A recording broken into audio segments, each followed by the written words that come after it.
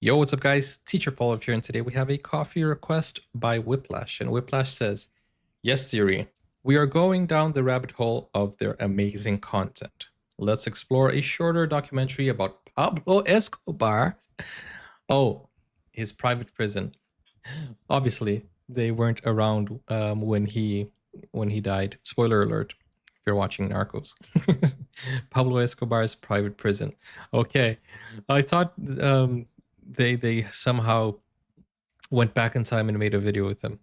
I'm kidding. I'm kidding. I know that's not possible yet, but hey, who knows in the future? Anyways, let's go straight to the video and let's check this out. We're about to get a tour of all the biggest Escobar buildings by an ex-drug dealer. Is that what's happening? That's what's happening. When we told our friends our next trip was going to be to Medellin, Colombia, we were met with more warnings than we expected. But the confusing part was that some people we know who recently moved there described it as one of the most fascinating and... That looks so much like Brazil. Dang, it looks so much like Brazilian favelas, the slums in Brazil. Although it looks like there's a color pattern here. In Brazil, it feels like there isn't such an organized color pattern. Who recently moved there described it as one of the most fascinating and lively city they had ever been to. The contradicting stories caught our curiosity, and without much of a plan, we made it our next destination, but I don't think we expected what we're about to see. Medellin has unfortunately gained the global reputation of being violent and unstable, mostly due to the actions of one man, Pablo Escobar. Escobar ran the Medellin cartel from 1976 to 93, and at the height of his career, supplied 80% of the cocaine smuggled into the US and was eventually worth over $30 billion by the 1990s. $30 billion. The wealthiest criminal in history. Unfortunately, this made Colombia... Yeah, so obviously, you know, based on Narcos, I saw that he had money, so much money that he was burying the money because he didn't have places to store the money. And so much money that the rats were eating it. So the rats probably ate like hundreds of millions of dollars. It's crazy, isn't it? The fact that you have so much money that the rats are eating them because you don't have enough space to store them anywhere. Criminal in history. Unfortunately, this made Colombia one of the most dangerous places in the world, and the country fell into a civil war between the narcos and the government. At the height of the conflict, Escobar actually decided to turn himself in instead of being extradited to the US. He negotiated to stay in the country in a prison he designed himself called La Catedral, which basically became his own luxury resort. And don't you worry, we're about to take you there, or at least what's left of it. To understand the city and what it's trying to accomplish today, we felt like we had to get a glimpse into its history and study the man that created the conflict in the first place. But beware, hearing what this man has done left us speechless. By the way, I've mentioned Narcos 3 times now, and it's with one of our most successful actors, Wagner Moura, who is also from Elite Squad, which is our best movie by far. Go watch it, Elite Squad from Brazil, or Tropa de Elite if you want to, you know, have the Portuguese title. And he's now doing Dope Thief, which is pretty cool. And the last episode ended... Okay, gotta watch the next episode. We found this guy, we got a hookup through a friend. He's actually an ex-drug dealer, but he's an amazing guy. He's got all these stories about all the Escobar buildings, so we thought it'd be better than just showing up on our own. Finally! Man, the myth and the legend. Oh, good to meet you. What's up, buddy? Nice to meet you. Great to meet you. I feel like for us, the main thing we want to see is this prison. We're gonna go to the Monaco building, the La Catedral, which is the prison, the cemetery, and where they killed him. They were amassing close to $500 million a month. $500 million a month. Pablo Escobar, you can give him a gold Rolex. He'll look at it, oh man, thanks. Give him an airplane, and they wouldn't face him too much. You know. When they found this guy, they told him, hey, this is a present for you. And this dude knew how to make remote control bombs. And they gave him the remote, and they took him to Nápoles. They had a car out there in the field. They go mash the button. And they said when that bomb went off and that car exploded, that his face looked like a little boy. He was so excited, so happy. That was the best present they ever gave. That is how you impress Pablo Escobar. Give him a remote control, like old men. You know, if you give us remote control cars, we'll love it. And if it explodes, then dang.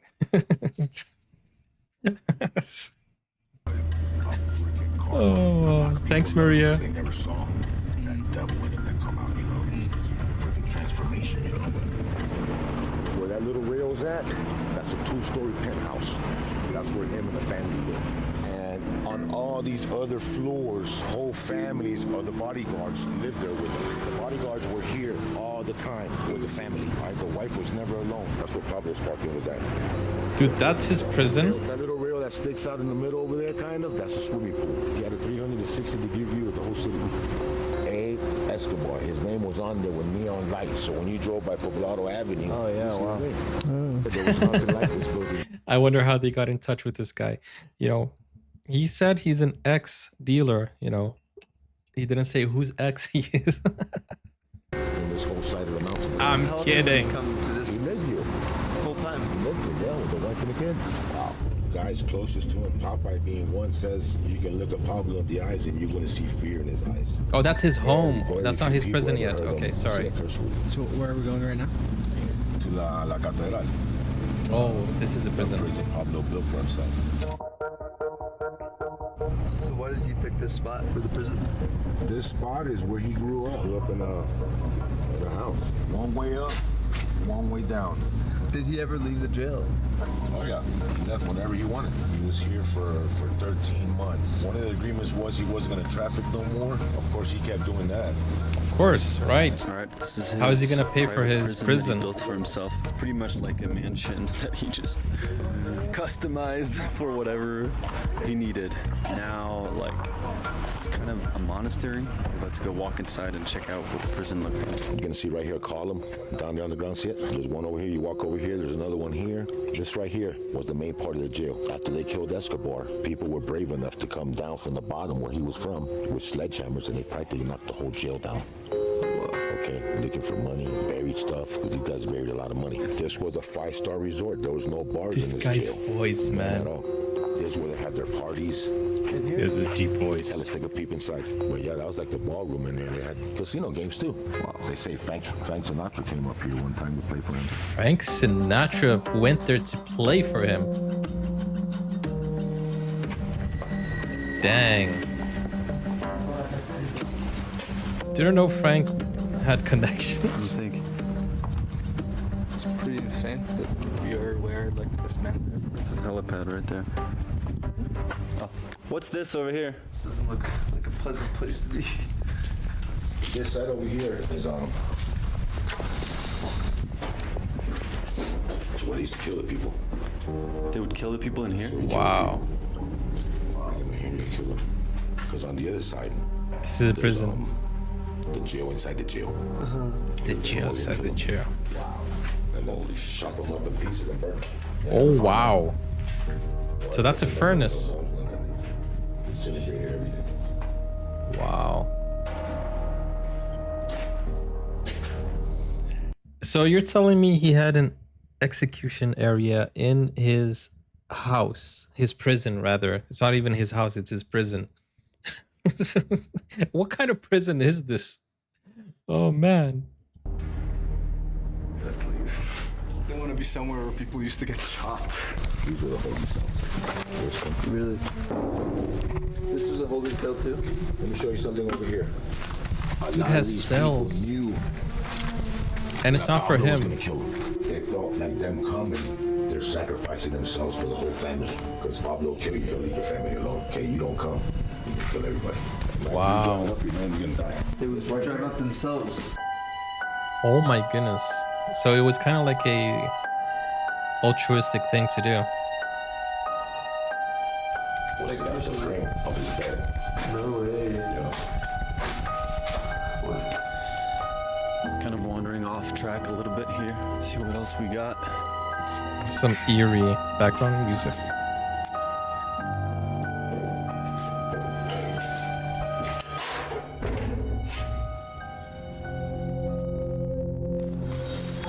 If I was coming here or Matt was coming Nice. here to visit Pablo be right here waiting for him. It's funny, you get like a Thank you. easy feeling being here.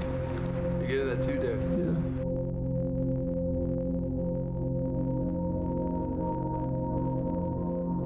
We're gonna go So now, to where Pablo broke out. When Pablo had the contractors build Hi. this part, he told them build it with plaster. Don't put mortar, cement. Pablo practically got here and kicked the door down. I mean, the wall, and they took off. 10 of them. Okay. Here? Yep. This is the path? This is where we're going. So this is where Pablo Escobar escaped on the night that he escaped. With 10 dudes, he just walked through here. 2 in the morning. That's so crazy. They jumped across. Wait, Deb, you're saying I have a bit of a raspy voice? No, I was trying to imitate the guy on the video here. He's like he sounds like he has an offer you can't refuse. You know, dang. Deb, did you find our other profile? We're all there now. Across here, jumped over that ridge, and right behind that last little ridge we see there is where it goes down, and right on the top there was more men, money, more weapons, and they kept going. Pablo had a cell phone with him. He decides he's gonna make a phone call while he's up there. All of a sudden the helicopters start coming around. Dad picked up the phone call. Dang. Pablo kept telling him they're gonna catch us with these phones, and he told him, man, I need these phones to contact my families. I need these Scared, phones. Turn yourself in. I can't do that voice. Himself in. And shortly after they killed Pablo. In the signal here, Wow. he sees Pablo Escobar looking out. Yeah, he was on top of the ceiling. He calls the dad. The roof. And he says, Dad, we got him. He goes, son, are you sure? He goes, Dad, I made eye contact with him. It's him. He goes, where's everybody at? Dad, I'm alone. He goes, park around here. So he parks here, just waits. While Pablo kept telling him, Dad, hang up the phone. They're going to kill you. No, keep writing down. He was writing down the new propositions that Pablo Escobar wanted to propose to the government to turn himself back in. But there was going to be no turning himself back in. They wanted him dead. Remember, the guy's already parked here. They're surrounding the area. He told his son, hold on, I hear something. Those are the last words he said on the phone call. But when he put the phone down and he walked to the rail, he seen the cops coming in. They shot Limon right there because Limon was on the first floor. He managed to jump out that window, land on that roof. There was cops over here shooting at him. He was shooting at them. But the guys that got him was 2 snipers that were up here. One shot him in the shoulder, another one shot him in the hip, and that's when he fell towards the middle of the roof. And that's when I say he got the gun and killed himself. They showing a lot of scenes that the guy ran up to him and boom, shot him. Could have been. I wasn't here. Bro, he wasn't gonna go down without a fight. Pablo Emilio Escobar Gaviria. His younger brother Luis, December 25th, 1977. He told Escobar, I'm gonna be with you to the end, boss. No matter what happens, I'm gonna be with you. And that's how it went down. He was with Pablo to the last day. Dang, After a that's few days in loyalty right Medellin, there. all we had really noticed was the kind, generous, and proud people of Colombia. So hearing See, the thing is, Pablo, he wanted to, well, at least according to the, to the series that I watched, he wanted to be loved by the people. So he started doing a lot of things for the people. So he was kind of like this figure that people knew he was evil, but at the same time, they had a little bit of hope or thought he was cool because he was giving money away and free stuff away. But it was all a ploy to manipulate the people. So it's a crazy thing because people knew he was bad, but he was kind of like an anti-hero for them, at least what I understood from the series. And that's why we have people who were so loyal to him. was the kind, generous, and proud people of Colombia. So hearing the story of what this man once did was such a shock. Colombians say God made our land so beautiful it was unfair to the rest of the world. So to even the score, God populated the land with a race of evil men. But Medellin can happily say today that things are changing. See you on Tuesday for the house show and on Sunday for part 2 of our trip to Colombia. Nice. Yeah, the general consensus is that he was pure evil and nobody will come up to you and say, oh no, he was a good guy. But at the end of the day, he tried his best to have a good image with the people, but I don't think he fooled anyone. It's crazy to see that the power that he had, and he had this phrase, plata o plumo, right? Something like that, which means lead or money. Like, which are you going to choose? get shot or get paid. That's crazy. And even the cops feared him. And that's why he was able to like build his own prison. He said, I'm going to turn myself in if it's under my conditions. It's crazy. It's a crazy story. It's absolutely crazy, crazy, crazy. Pretty cool that Yes Siri went there, and it's awesome to learn a little bit more and see the insights and see how he was living. And obviously, as I said, I watched Narcos, but at the end of the day, it's always nice to see the real place. And yeah, thank you so much, Whiplash, for requesting this. If you guys want to request a video like Whiplash did, go over to Buy Me a Coffee, click over here, or click over here to see my playlists. Take care. Bye-bye.